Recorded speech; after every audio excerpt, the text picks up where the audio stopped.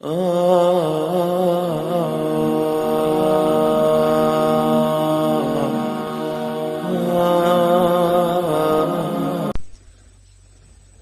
ان کا جو لیڈر تھا، بڑا تھا غیر مسلموں کا، اس نے کہا کہ ہم نے پچھلی کتابوں میں ایک چال پڑھی ہے. وہ چال کیا ہے؟ قرآن پاک میں بھی اللہ نے اس کا ذکر کیا ہے. قوم جبارین کے ساتھ حضرت موسیٰ کا مقابلہ تھا. قوم جبارین نے خوبصورت لڑکیاں بھیجی تھیں اس قوم کے نوجوانوں کو گمراہ کرنے کے لیے. تو قوم موسیٰ میں سے، حضرت موسیٰ کی قوم میں لشکر میں سے رئیس زادہ، امیر زادہ یہ بدکاری میں مبتلا ہوا. اس کی بدکاری کی نحوست سے فرشتے چلے گئے اور پورا لشکر بکھر گیا تھا اور وہ بہت نقصان ہوا تھا. اب یہ قوم جبارین نے جو چال چلی تھی وہی چال اس نے کہا کہ تم بھی چلو، خوبصورت لڑکیاں ان کی قوم میں بھیج دو. اس طرح اس شہر کی لڑکیاں مختلف جگہوں پر آ گئیں.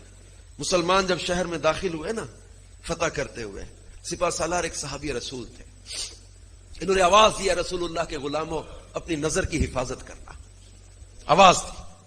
مسلم جب شہر داخل ہوئے نا، صحابہ اور تابعین جو اس لشکر میں شامل تھے، راوی کہتے ہیں انہوں نے اپنے امامے کے شملے اور اپنی چادریں اپنے آنکھوں پہ ڈال لی. جو شہر میں داخل ہوئے نا، وہ جو بڑا تھا نا ان غیر مسلموں کا، وہ قلعے کی چھت سے آواز دینے لگا، میری قوم کے لوگوں ہتھیار جمع کرنا چھوڑ دو، تم ان کو شکست نہیں دے سکتے.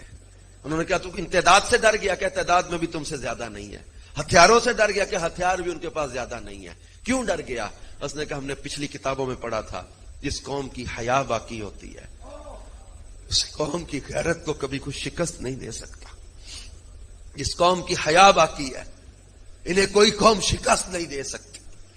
ہماری حیا ہماری طاقت تھی، ہمارا عشق رسول ہماری طاقت تھی، ہمارا قرآن پر عمل ہماری طاقت تھی، ہمارا خوف خدا ہماری طاقت تھی، سنت نبی پر استقامت ہماری طاقت تھی.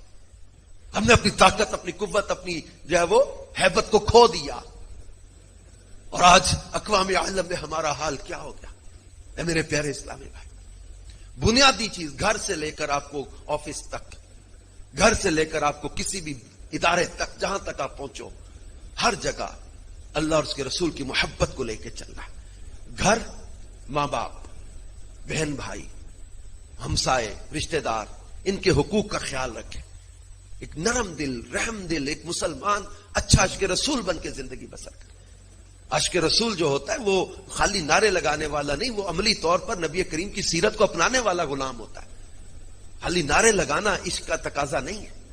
ان کی سنت، ان کی شریعت، ان کے دین پر چلنا ہمارا یہ اللہ اور اس کے رسول کے احکام ہے.